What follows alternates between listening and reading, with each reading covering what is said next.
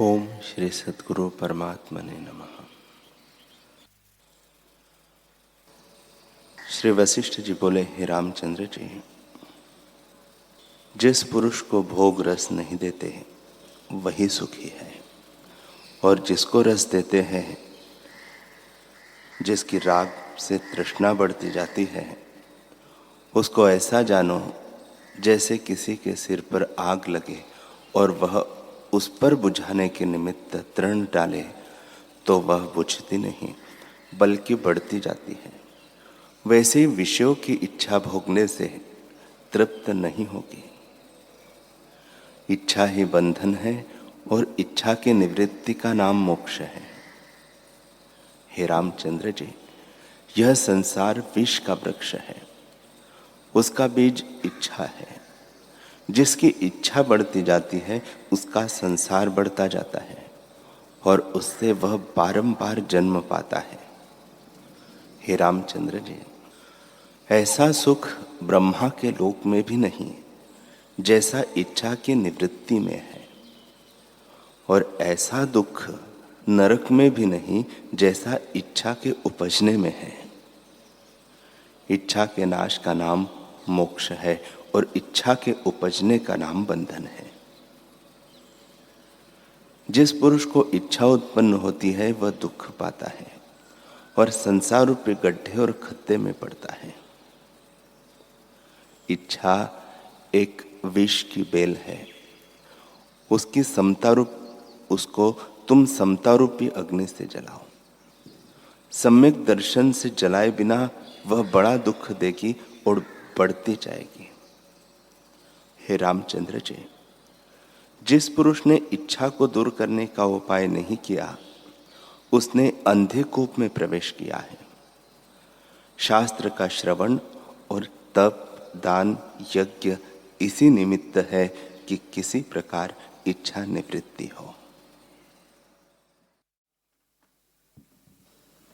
ओम श्री सद्गुरु परमात्मने नमः। श्री योग वशिष्ठ महारामायण स्थिति प्रकरण सर्ग 17। श्री राम जी बोले, हे भगवान, जैसे भृगु के पुत्र को यह प्रतिभा फुर्ती गई और सिद्ध होती गई, तैसे ही और जीवों को नहीं सिद्ध होती।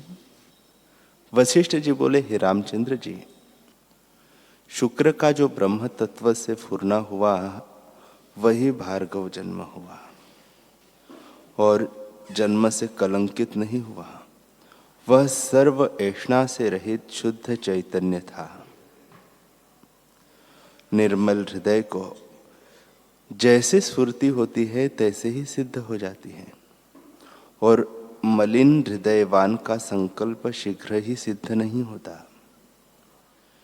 जैसे भृगु के पुत्र को मनुराज हुआ और भ्रमता फिरा, तैसे ही सब ही स्वरूप के प्रमाद से भ्रमते हैं। जब तक स्वरूप का साक्षात्कार नहीं होता तब तक शांति प्राप्त नहीं होती। यह मैंने भृगु के पुत्र का वृत्तांत मनुराज की दृढ़ता के लिए तुमको सुनाया।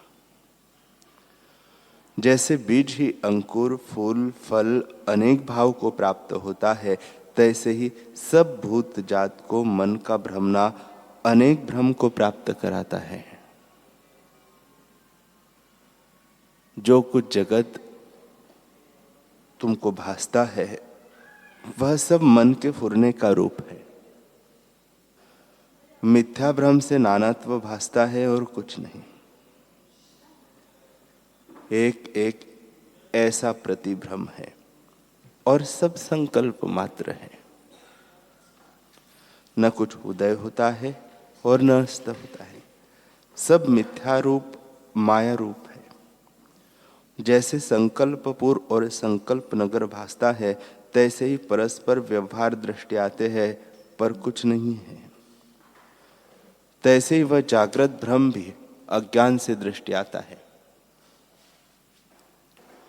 भूत, पिशाच आदि जितने जीव हैं उनका भी संकल्प मात्र शरीर है। जैसे जिनको सुख दुखों का भोग होता है तैसे ही तुम हमको भी होता है। जैसे यह जगत है तैसे ही अनंत जगत बसते हैं और एक दूसरे को नहीं जानता। जैसे एक स्थान में बहुत पुरुष शयन करते हो तो उनको मनोराज और स्वप्न भर भ्रम परस्पर अज्ञान होता है, तैसे यह जगत है, वास्तव में कुछ नहीं, केवल ब्रह्म सत्ता अपने आप में स्थित है। जो इस जगत को सत्य जानता है, पुरुषार्थ नष्ट नहीं होता। जो वस्तु भ्रांति से भासती है उसका सम्यक ज्ञान से अभाव हो जाता है। यह जागृत जगत भी दीर्घ स्वप्न है। चित्त रूपी हस्ती को बंधन है और चित्त सत्ता से जगत सद्भासता है और जगत सत्ता से चित्त है। एक के नाश होने से दोनों का नाश हो जाता है। जो जगत का सद्भाव नष्ट होता है तब चित्त नहीं रहता, और जब चित्त उपशम होता है तब जगत शांत होता है। इस प्रकार एक नाश होने से दोनों का नाश होता है। दोनों का नाश आत्मविचार से होता है। जैसे उज्जवल वस्त्र पर केशर का रंग शीघ्र ही चढ़ जाता है, मलिन वस्त्र पर नहीं चढ़ता, तैसे ही जिसका निर्मल हृदय होता है उसको विचार उपजता है। हृदय तब निर्मल होता है जब शास्त्र के अनुसार क्रिया करता है। हे रामचंद्र जी, एक एक जीव के हृदय में अपनी अपनी सृष्टि है, पर मलिन चित्त से एक को दूसरा नहीं जानता। जब चित्त शुद्ध होता है तब और की सृष्टि को भी जान लेता है। जैसे शुद्ध धातु परस्पर मिल जाती है। जब दृढ़ अभ्यास होता है तब चिर पर्यंत सब कुछ भासने लगता है, क्योंकि सबका अधिष्ठाता एक आत्मा है। उसमें स्थित होने से सबका ज्ञान होता है। राम जी ने पूछा, हे भगवान, शुक्र को प्रतिभा मात्र आभास हुआ था, उससे देश काल क्रिया द्रव्य उसको दृढ़ होकर कैसे भासे? वशिष्ठ जी बोले, हे रामचंद्र जी, शुक्र ने अपने अनुभव रूपी भंडार में मन से जगत देखा। जैसे मोर के अंडे से अनेक रंग निकलते हैं, तैसे ही उसको अपने हृदय में भ्रम भासित हुआ। जैसे बीज से पत्र टास फूल फल निकलते हैं, तैसे ही जीव को अपने अपने अनुभव में संसार खंड फुरते हैं। यह स्वप्न दृष्टांत प्रत्यक्ष है। जैसे एक एक के स्वप्न में जगत होता है, तैसे ही यह जगत है। दीर्घ स्वप्न जागृत हो भासता है और जैसा दृढ़ होता है तैसा ही भासने लगता है। फिर राम जी ने पूछा, हे भगवान, सृष्टि के समूह परस्पर कैसे मिलते हैं और कैसे नहीं मिलते हैं? श्री वशिष्ठ जी बोले, हे रामचंद्र जी, मलिन चित्त परस्पर नहीं मिलता, शुद्ध मिलता है। जैसे शुद्ध धातु मिल जाती है। सुषुप्ति रूप आत्मा से सब फुरते हैं, सो तन्मय रूप है। जिसको उसमें विश्राम होता है सो ज्ञान दृष्टि से सबको मिल जाता है। जैसे जल से जल मिल जाता है, तैसे ही वह सबको मिलकर सबको जानता है, अन्य नहीं जानता। श्री वशिष्ठ जी बोले, हे रामचंद्र जी, जो कुछ संसार खंड है उन सब का बीज रूप आत्मा है और सब आत्मा का आभास है। आभास के उदय अस्त होने में आत्मसत्ता ज्यों की त्यों है, अपने स्वभाव के त्याग से रहित है। सर्व जीवों का अपना आप वास्तव रूप है और सुषुप्त किनाई अफुर हैं। उसी सत्ता में जीव फुरते हैं, तब स्वप्नवत जगत भ्रम को देखते हैं। जीव जीव प्रति अपनी अपनी सृष्टि है। जो पुरुष उलट के आत्मपरायण होता है वह आत्मपद में प्राप्त होता है। जिस पुरुष को आत्म ब्रह्म से एकता हुई है उसको परस्पर और की सृष्टि भासती है। अंतःकरण में सृष्टि होती है सो उसका अंतःकरण मिलता है, और उस अंतःकरण जीव कला के मिले से परस्पर सृष्टि भासाती है। सबका अपना आप सन्मात्र सत्ता है, उसमें सब सृष्टि स्थित होती है। जैसे कपूर का पर्वत हो तो उसे अणु अणु में सुगंध होती है, और सर्व अणु सुगंध पर्वत में एकता होती है।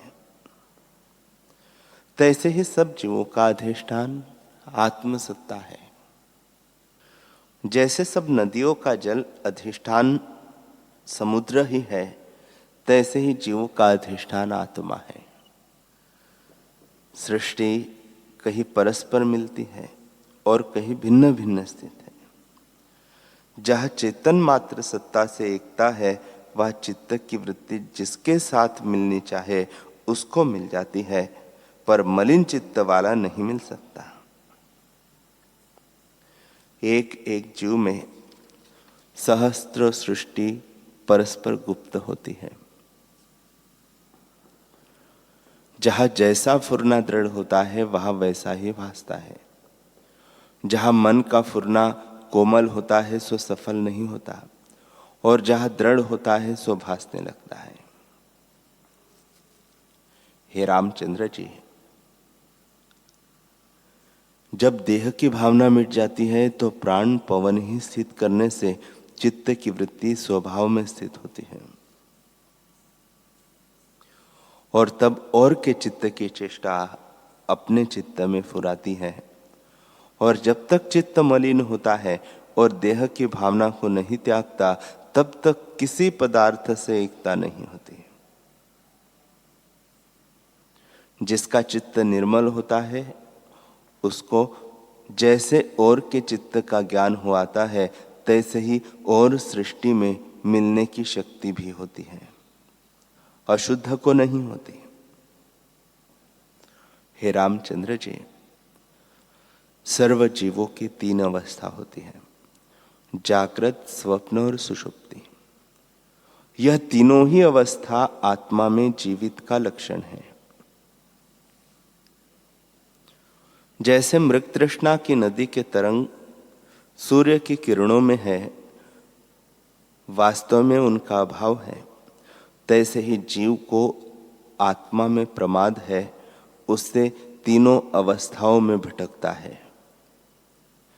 जिस चित्त कला तुरिया में स्थित होती है, जब चित्त कला तुरिया में स्थित होती है तब जीवन मुक्त होता है। आत्मसत्ता स्वभाव में स्थित हुए से आत्मा से एकता को प्राप्त होता है और सब जीव के सुहृद भाव होता है। जब अज्ञानी पुरुष सुषुप्ति रूप आत्मसत्ता से जागता है अर्थात संसार को चितवता है, तब संसार को प्राप्त होता है। वह संसार में और संसार उसमें, इस प्रकार प्रमाद करके अनेक सृष्टि देखता है। जैसे केले के थंभ से पत्र का समूह निकल आता है, तैसे ही वह सृष्टि से सृष्टि को देखता है, शांति नहीं पाता, और जब उलट के अपने स्वभाव में स्थित होता है तब नानात्व भाव मिट जाता है और शांत रूप होता है, जैसे केले के भीतर शीतलता होती है। हे रामचंद्र जी, जगत के समूह भासते हैं तो भी आत्मा में द्वैत नहीं। जैसे केले के भीतर पत्रों से भिन्न कुछ नहीं निकलता, तैसे ही आत्मा से जगत भिन्न नहीं है। जैसे बीज ही फूल भाव को प्राप्त होता है और फूल से फिर बीज होता है, तैसे ब्रह्म से मन होता है और बुद्धि से ब्रह्म होता है। जीव का कारण रस है, आत्मा के कारण कार्य भाव कुछ नहीं बनता। वह तो अद्वैत अचिंत्य रूप है, आदि परमात्मा अकारण रूप है। वही विचारने योग्य है, और से क्या प्रयोजन है। बीज जब अपने भाव को त्यागता है तब फूल भाव को प्राप्त होता है। ब्रह्म सत्ता अपने स्वभाव को कदाचित नहीं त्यागती। बीज परिणाम से आकार रूप होता है। आत्मा अकृत्रिम, निराकार और अच्युत रूप है। इस कारण आत्मा बीज की नाई भी नहीं कहा जा सकता। आकाश से आकाश नहीं उपजता और अभिन्न रूप है। न कोई उपजता है, न किसी को उपजाया है। केवल ब्रह्म आकाश अपने आप में स्थित है। जब दृष्टा पुरुष को देखता है तब आपको नहीं देख सकता, क्योंकि जब मनोराज का परिणाम जगत में जाता है तब विद्यमान वस्तु भी संभाल नहीं रहती। देहादिक में आत्म अभिमान होता है। जो पुरुष आत्मसत्ता को देखता है उसको जगत भाव नहीं रहता, और जो जगत को देखता है उसको आत्मसत्ता नहीं भासती। जैसे जो मृत तृष्णा की नदी को झूठ जानता है उसको जल भाव नहीं रहता, और जो जल जानता है उसको असद बुद्धि नहीं होती। आकाश की नाई पूर्ण पुरुष दृष्टा है। वह जब इस दृश्य की ओर जाता है तब आपको नहीं देख सकता। आकाश की नाई ब्रह्म सत्ता सब ठोर पूर्ण है, सो अज्ञानी को नहीं भासती। उसे जो दृश्य का अत्यंत अभाव है वही भासता है। अनुभव का आभास दूर हो गया है। हे रामचंद्र जी, स्थूल पदार्थ के आगे पटल आता है तब वह नहीं भासता, तो जो सूक्ष्म निराकार दृष्टा पुरुष है उसके आगे आवरण आवे तब वह कैसे भासे। जो दृष्टा पुरुष है वह अपने ही भाव में स्थित है, दृश्य भाव को नहीं प्राप्त होता। दृश्य भासता है तब दृष्टा नहीं भासता, और दृश्य कुछ वस्तु है नहीं। इससे दृष्टा एक परमात्मा ही अपने आप में स्थित है,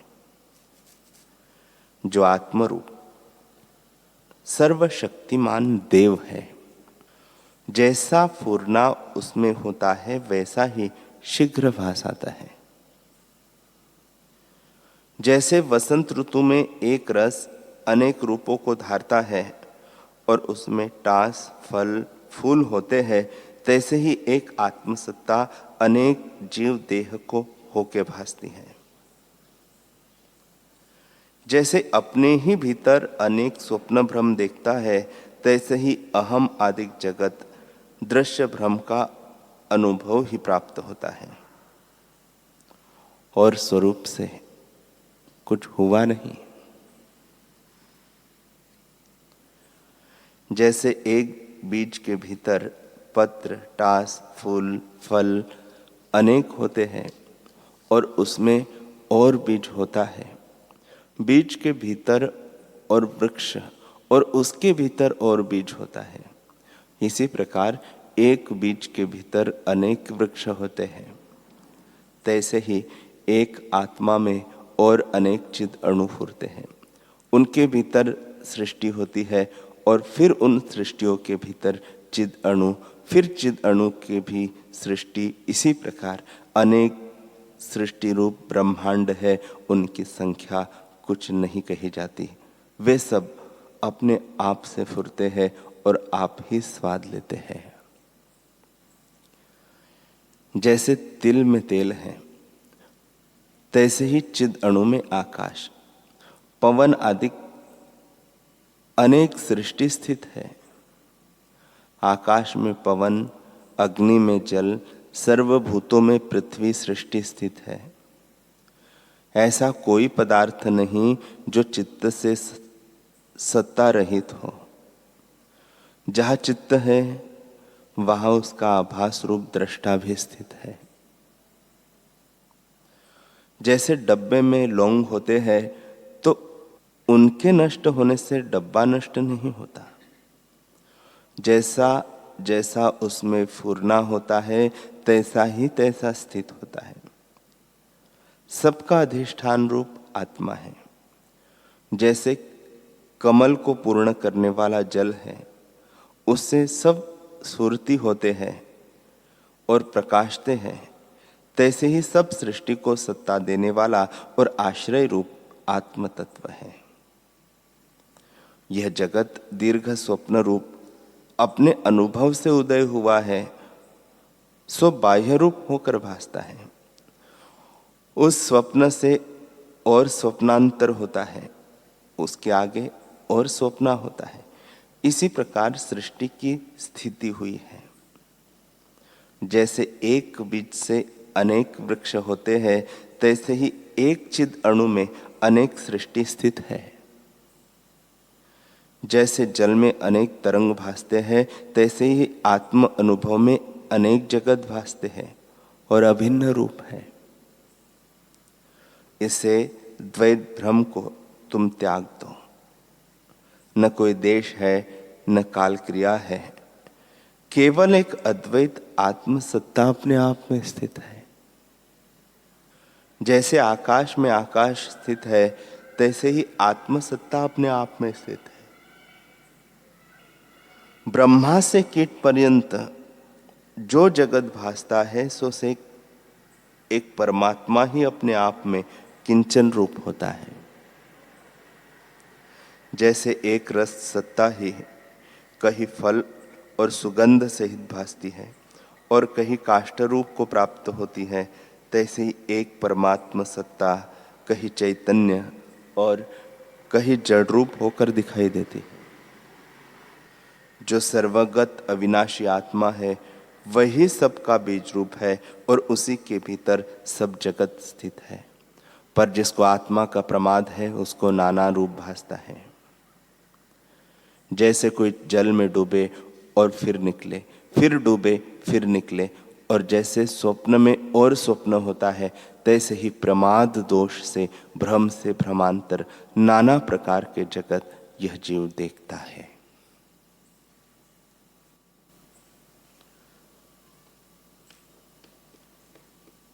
हरि ओम।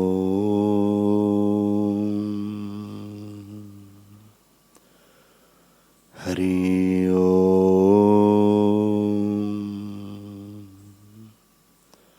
ओम। सहनावतु सहनौ भुनक्तु सह वीर्यं करवावहै तेजस्विनावधीतमस्तु मा विद्विषावहै। ओम शांति शांति शांति। श्री सद्गुरुदेव भगवान की जय।